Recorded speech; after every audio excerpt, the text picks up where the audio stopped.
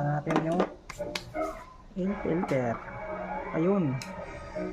12,000 udo. Tingnan mo.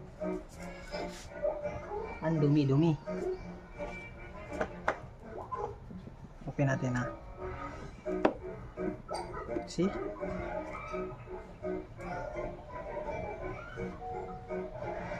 Tapos parang may oil dito guys. Ito yung mga. Ang dumi na. Kaya pala nilagay sa manual na papilitan yung air filter.